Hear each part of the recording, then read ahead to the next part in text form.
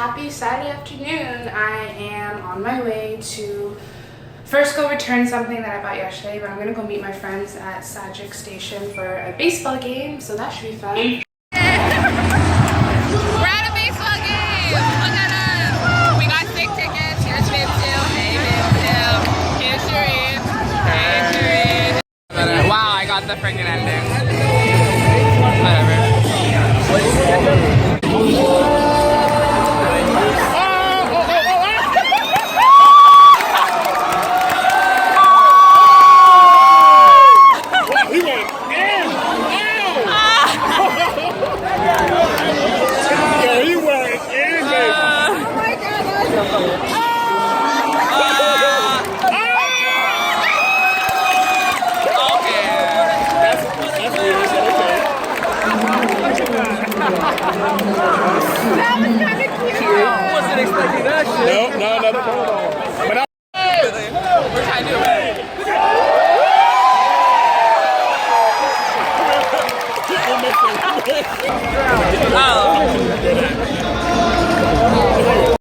Alright, so there's a Korean tradition where you get an orange bag.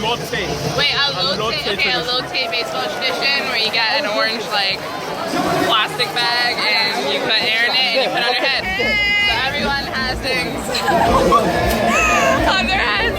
Yeah. And mine's just blocking my vision.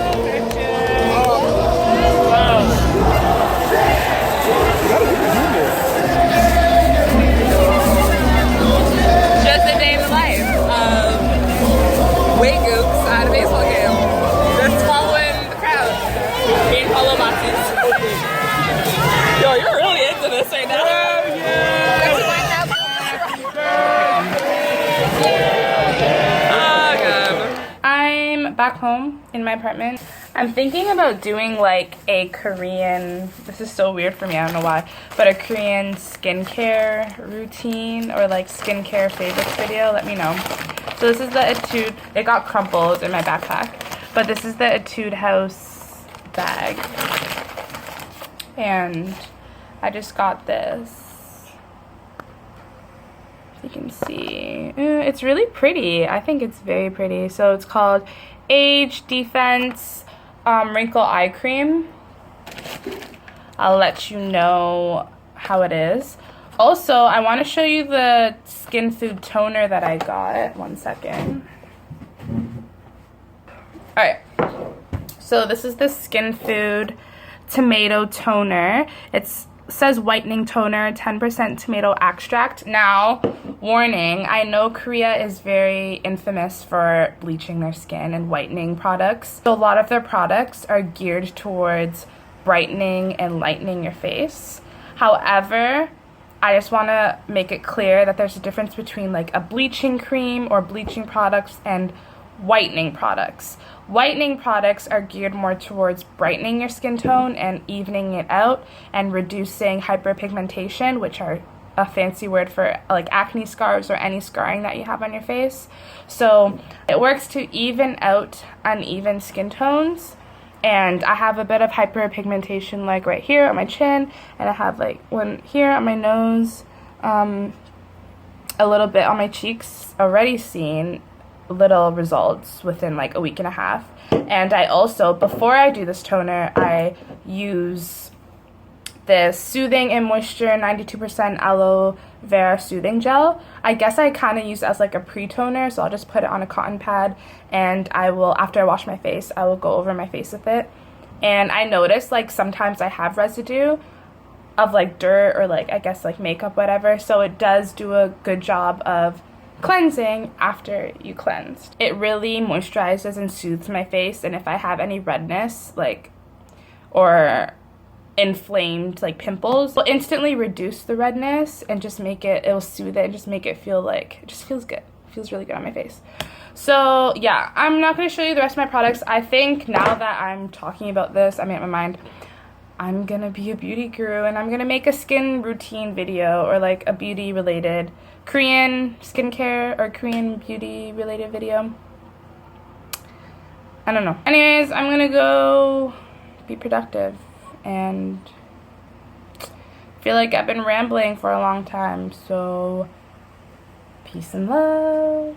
Good night. I will vlog tomorrow. Oh, and I'm here watching. You told them where we're going? Me too. I was watching vlogs because that's all I do. I love to stop people's lives on YouTube. Okay, good night. Crabfish. Got my iced coffee. I go to the same coffee shop like almost every day. Like they know my name, they know my order, they know my life story. Like I don't even have to say what I want. They know the number of sugars I want, they know how sweet I want it, they know everything. This is an iced cappuccino. It's only 2,000 won, which is like $3 Canadian. It's huge. So Subway is now here.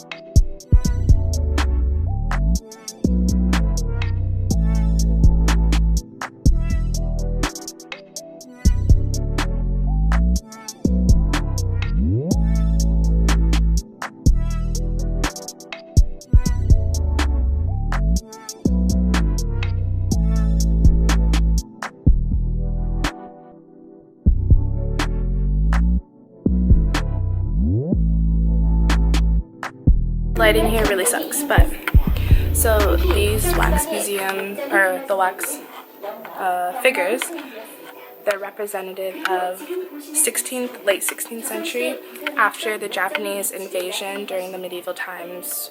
The first one was in 1592 or 1595, late 15th century. South Korea was in like War Korea as a whole, because North Korea and South Korea were still together at this time. They're united. They were in economic turmoil, and in order to improve their economic status or to get money, they relied a lot on iron production and the production of brass. So they had many traditional markets. This whole wax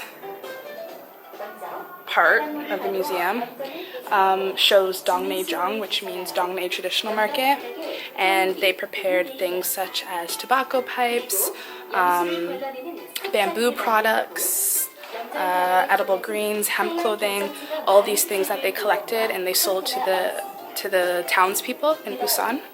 So yeah, that's really interesting. So that's how Busan developed.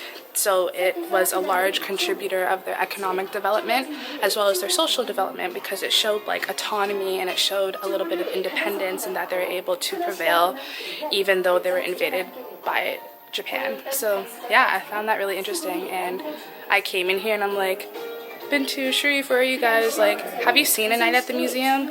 They look so real. I was scared that they'd come alive, and like, that's scary. I find this exhibit so interesting. In the early 1900s, the Koreans were influenced by Western culture, and that's when they became like more westernized and their culture became more modernized. So it started from personal sprucing up, meaning Koreans even way back then were really into their appearance as much as they are now, and they labeled that period the decree of cutting hair. So basically, Koreans saw photographs, when photographs started to emerge of Westerners as having like cut hair and wearing watches. So Koreans who wore a watch and sunglasses and had their hair cut were treated as westernized people, which is seen as like of higher social status. They're treated as westernized people just by having symbols of their social status. And meanwhile, photographs began to be popular because Koreans valued like familial solidarity. So they liked having pictures of their family that shows like that they have a solid family structure, I guess. And this decree of cutting hair and the want to look westernized created many jobs for people. So now that created the jobs of barbers and the barber shop, and that is why we like the emergence of cutting hair and having barbers is prevalent today, and because Koreans wanted to look westernized, which I think is really cool. And behind are the wax exhibits. This is when photographers started. This is a photographer here, you can kind of see the tripod, taking a picture of an older Korean woman and her baby. So that showed like the familial solidarity that they have, like family photos. And yeah, this was all early 19th century. Fun facts.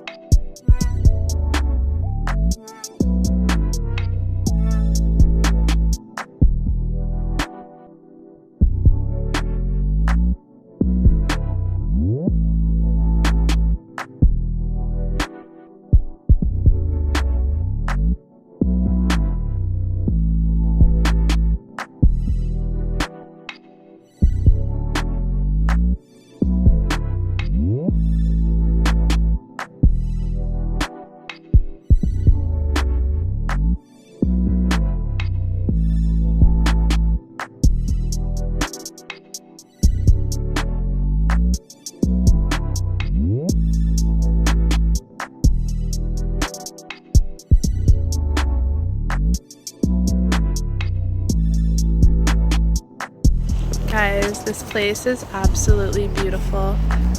An abundance just of greatness.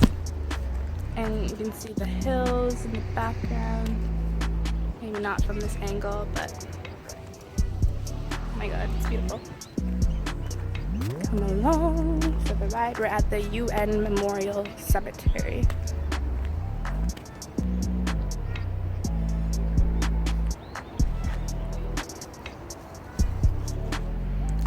And it's weird and ironic, like a place that is filled with grief and sadness is so beautiful. What did you guys think about today? I think it was serene and beautiful and peaceful.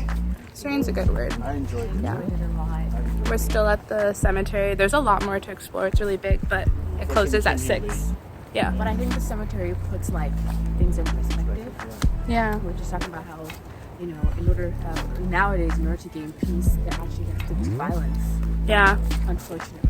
Well, that's always been the case, apparently. It's always been the case. Because everyone just preaches, hey, remember, in order to get the job done and get that kind of peace we want, you have to end the life of those who are around. And then they get subjected to violence. They want to be aggressive, they want to be Because like we use violence in order to gain commandment. So in order to like gain people to do exactly what we want them to do. I feel like there's no other means.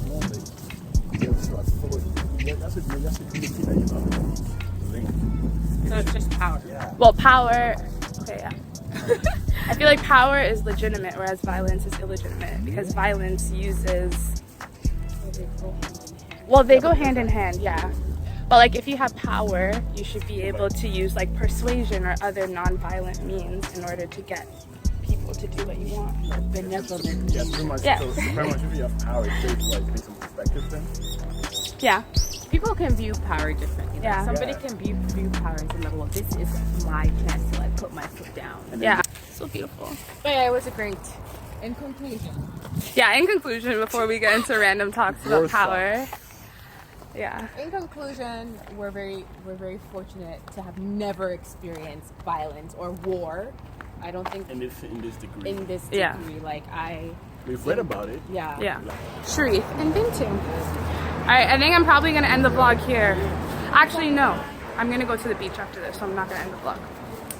But for now, Adios.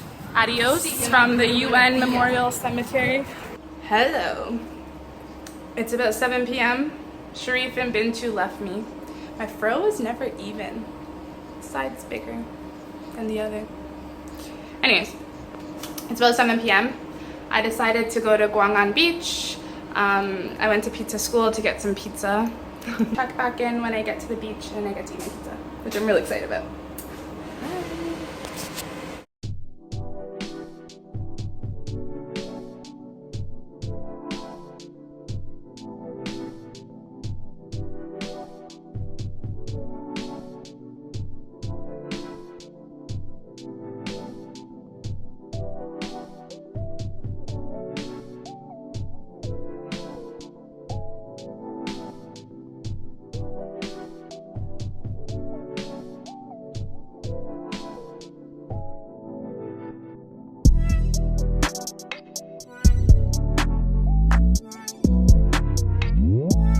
I just ate a whole box of pizza by myself, and I'm not ashamed of it. I'm quite proud because I was hungry. I'm so pissed I didn't bring my journal so I could write. I have a pen, but I don't have a book or any paper. But I was thinking to write a blog post on why we should talk to strangers, and I like that title. I'm just gonna give you a little like preface of what I think it's gonna be about, but we have always been taught from a young age not to talk to strangers, like obviously for our safety because we don't know what their intentions are. We can put ourselves in danger. You know, there are crazy people in this world, like especially today. So I thought it would be kind of funny to contradict what we've been taught and say to talk to strangers. And I think it's important why we should talk to strangers because me being alone in a foreign country, everyone to me is a stranger. And it's like, what is your definition of a stranger? Like to me, or the universal definition, I guess, of a stranger is someone that you don't know. And me being in Korea, I don't know anyone. Like, of course I made friends, but they were first strangers. I talked to them or they talked to me, and that's how we developed a friendship, and that's how we became friends. So why should you talk to strangers? Because everyone has a life story, and everyone, you can learn so much about people. You can learn so much about the world through people, like being exposed to different cultures, being exposed to like different people's histories, their life experiences, like things like that. Anyways, I'm gonna keep all of my thoughts for my blog post. When I get home, I'm gonna start writing it. Good night. Peace out.